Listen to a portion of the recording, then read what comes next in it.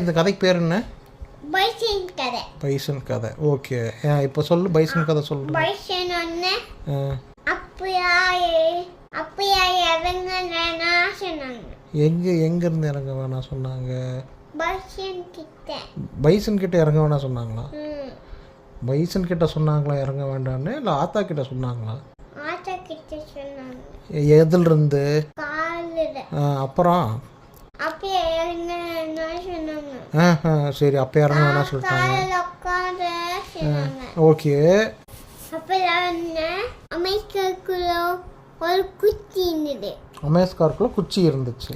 அப்புறம் அதை எடுத்து ஒரு சாத்தி போட்டேன். ஓட்டமா